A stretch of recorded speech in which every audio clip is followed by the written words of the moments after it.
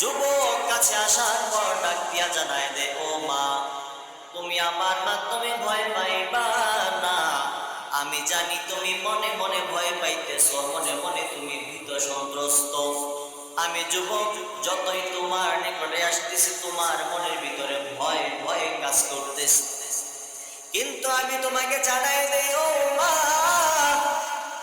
এই মদিনার মাটির মধ্যে, মক্কার মাটির মধ্যে তোমাদের আর ভয় পাওয়ার কোনো প্রয়োজন নাই। বলে কেন?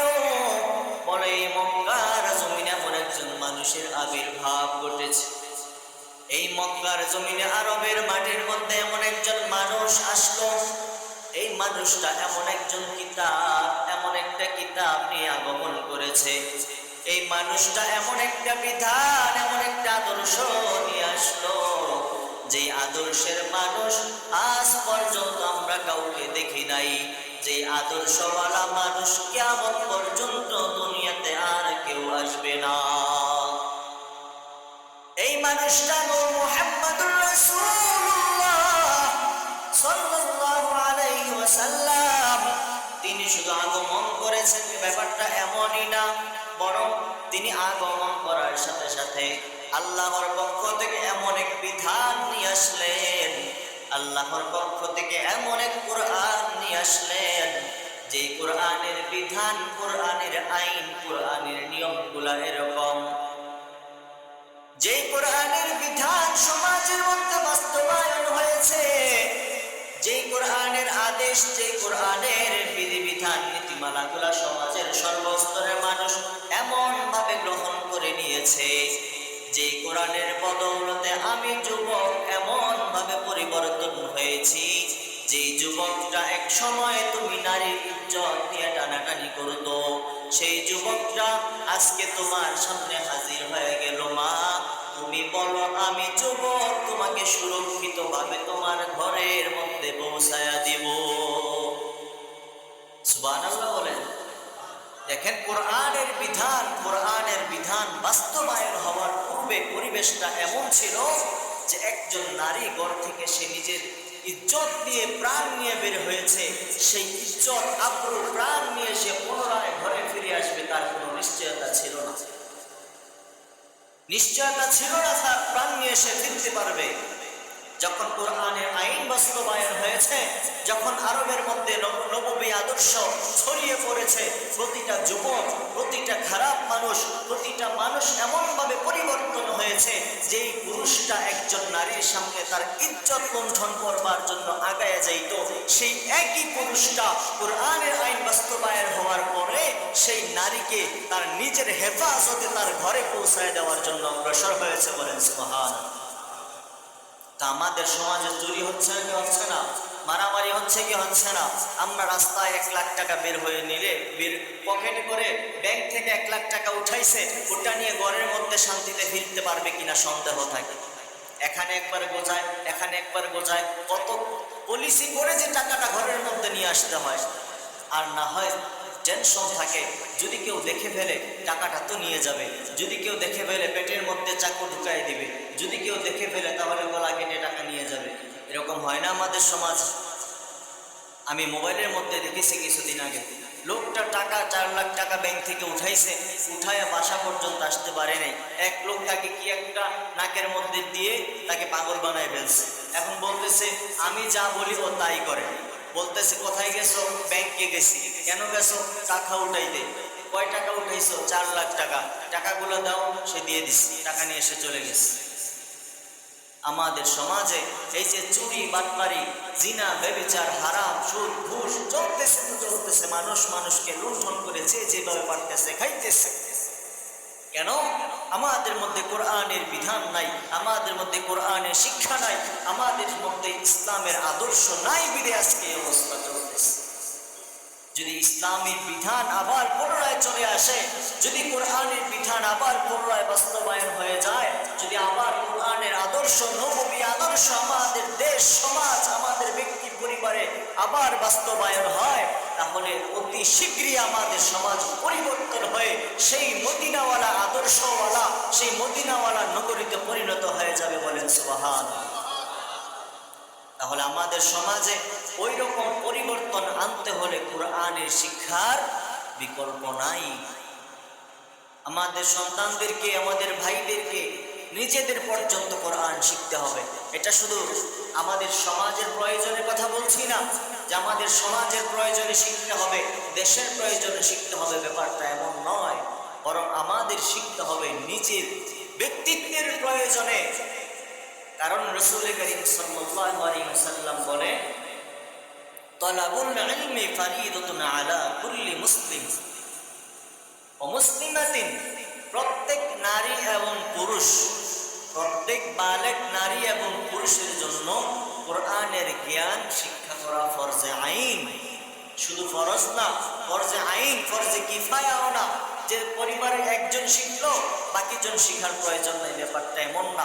বাবার দুইটা সন্তান, একটাকে মাদ্রাসায় দিয়েছে, আরেকটাকে উকিল ব্যারিস্টার বানাইছে, এটা দায়িত্ব মুক্ত নয়। চারটা সন্তান, তিনটাকে উকিল বানাইছে, পুলিশ বানাইছে, সেনাবাহিনী বানাইছে, আরেকটাকে মাদ্রাসায় দিয়ে হাফেজ বানাইছে।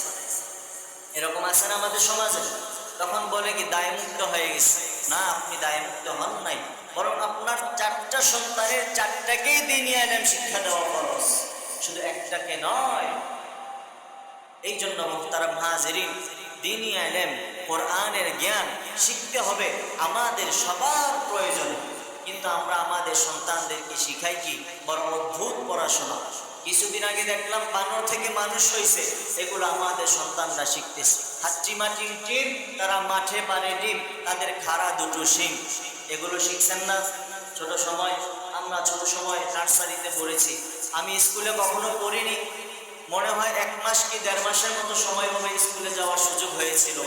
নার্সারি যখন ছোট সময় যাই, স্কুলের মধ্যে পড়াই তো দেখতাম বইয়ের মধ্যে এক ধরনের পাখির ছবি দেওয়া, ওই ছবির মধ্যে দেখা যায় পাখির আবার বড় বড় শিং আছে, আবার নিচে দিয়ে ডিমও পারে। তো বলতেছে হাচ্চিমা টিম ডিম, তারা মাঠে পারে ডিম, তাদের খাড়া দুটো শিং। আচ্ছা, আমি আপনাদেরকে প্রশ্ন করি, আপনাদের সমাজের মধ্যে বা আপনাদের বাসা বাড়িতে হাঁস মুরগি আছে নাই? হাঁস মুরগি আছে না? ডিম পারে কারা? পাখি, হাঁস মুরগি, তারা ডিম পারে। তো যারা ডিম পারে তাদের কি শিং আসেনি? দেখছেন কোথাও? তারপরে আপনাদের গরু ছাগল আসেনি? তো গরু ছাগলের শিং আসেনি, তো ওরা ডিম পারে কিনা? পারে না। তাহলে ওটা কেমনে পারে? প্রকৃতির বিপক্ষে, প্রকৃতির নিয়মের বিরুদ্ধে, আল্লাহর নিয়মের বিরুদ্ধে এমন শিক্ষা, যেই শিক্ষার কোনো বাস্তবতা নাই, যেই শিক্ষার কোনো সত্যতা নাই।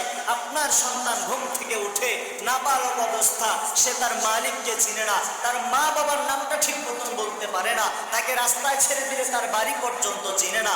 এমন নাবালক অসহায় মাসুম বাচ্চাটাকে তার শিক্ষার ভিত্তি যেখানে হওয়া উচিত ছিল আমার রব আল্লাহ, আমার মালিক আল্লাহ, লা ইলাহা ইল্লাল্লাহ মুহাম্মাদুর রাসূলুল্লাহ, সেই জায়গায় আপনার সন্তানকে শেখানো হচ্ছে হাচ্চিমা টিম টিম, তারা মাঠে পারে ডিম।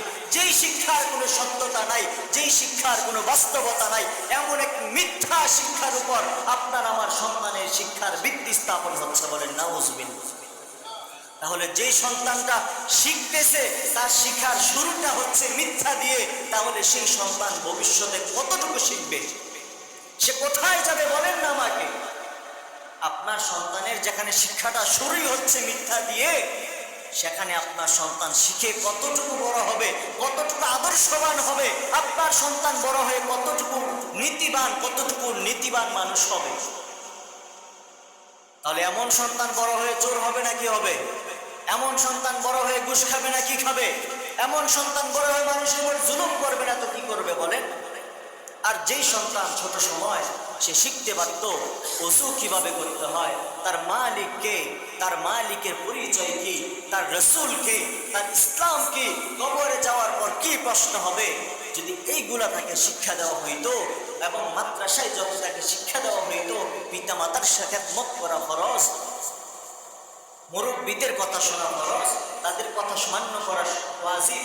এই সমস্ত শিক্ষাগুলো যদি তাকে দেওয়া হতো, ছোট সময় কোরআনের শিক্ষা, আলহামদুলিল্লাহি রাব্বিল আলামিন আর রহমানির রহিম, তাহলে তো আপনার সন্তান বড় হয়ে নীতিবান মানুষে পরিণত হইত।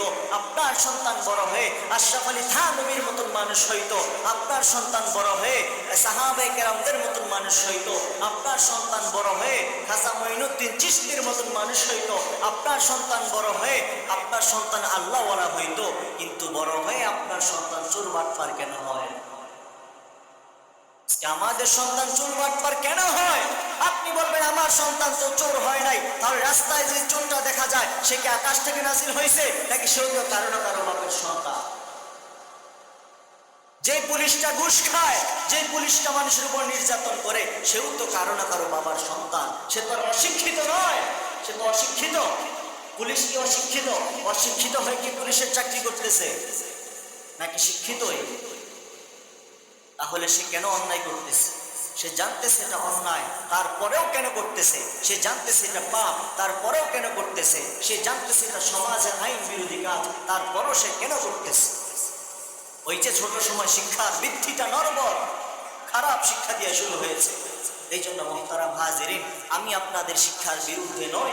আপনার সন্তানকে স্কুলে পড়ান, আপনার সন্তানকে আপনি ম্যাজিস্ট্রেট বানান, পুলিশ বানান, আর্মি বানান, সেনাবাহিনী বানান, আপনি বড় মাস্টার্স পাস করান, বিদেশে লেখাপড়া করান, ডক্টর বানান, কোনো আফসোস নাই। কিন্তু প্রথম ভিত্তি যেটা, তলাবুল ইলমি ফরিদাতুন আলা কুল্লি মুসলিম, প্রথম শিক্ষাটা যেন ইসলামী শিক্ষা হয়, সেই দিকে খেয়াল